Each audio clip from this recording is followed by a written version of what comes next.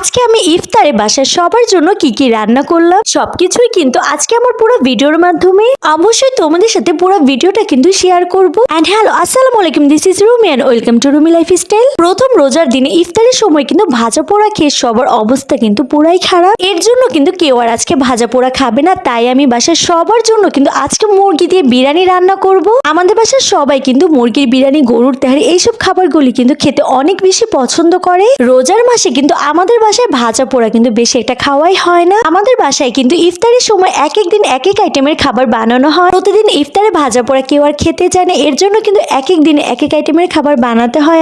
আমার কাছে মনে হয় সারা বছরের কাজের থেকে রোজার মাসে কিন্তু আমাদের ঘরের কাজ ডাবল বেশি বেড়ে যায়। সারাদিন রোজা রেখে রাতের জন্য রান্না করতে হয়, সেহরিতে খাওয়ার জন্য রান্না করতে হয়, আবার ইফতারে কে কি খাবে এটাও কিন্তু আবার রান্না করতে হয়। যাই হোক, সারাদিন এত কাজকর্ম করার পরে এই রোজার মাসে শুধু একটাই চাওয়া, ঠিক মতো যেন সবগুলো রোজা রাখতে পারি, সঠিকভাবে আমল করতে পারি, এটাই সবচেয়ে বড় চাওয়া। এইদিকে আমি কথা বলতে বলতে কিন্তু রান্না বান্না করা শুরু করে দিয়েছি। এই রমজান মাসে ইফতারের আগেই কিন্তু আমি সকল রান্না বান্নার কাজ কিন্তু আগেই সেরে রাখি। ইফতারের সময় রাতে রান্না বান্না করবো নাকি সবার জন্য ইফতার বানাবো, এটা কিন্তু আমার কাছে অনেক ঝামেলা লাগে। এর জন্য কিন্তু আমি আগে রান্না বান্নার কাজটা সেরে ফেলি। আজকে সেহরির সময় খাওয়ার জন্য কিন্তু ইলিশ মাছ আর শিং মাছ ভুনা করব।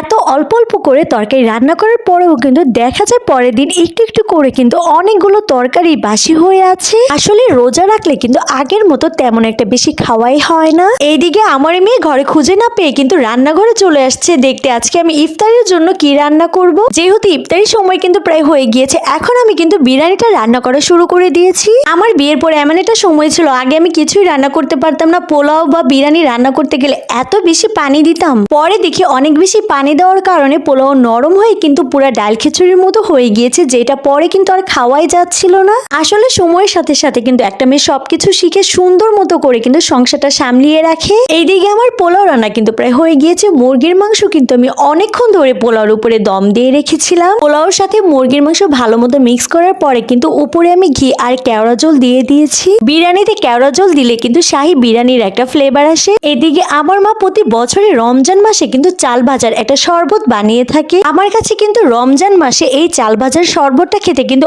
অনেক বেশি ভালো লাগে। এই চাল ভাজার শরবতটা আমার মা কিভাবে বানায় অবশ্যই কিন্তু আমি একটা ভিডিওর মাধ্যমে তোমাদের সাথে শেয়ার করব। এদিকে ইফতার করার জন্য কিন্তু আমরা সবাই মিলে টেবিলে বসে পড়লাম। ফ্যামিলির সবাই একসাথে ইফতার করলে কিন্তু অনেক বেশি ভালো লাগে। আমার এই ভিডিওটা কিন্তু দ্বিতীয় রমজানের অনেক ঝামেলার কারণে কিন্তু আমি ঠিকমতো ভিডিও আপলোড করতে পারি না। এই মাস থেকেই চেষ্টা করব প্রতিদিন ভিডিও আপলোড করার, জানি না কতটুকু আমি পারবো।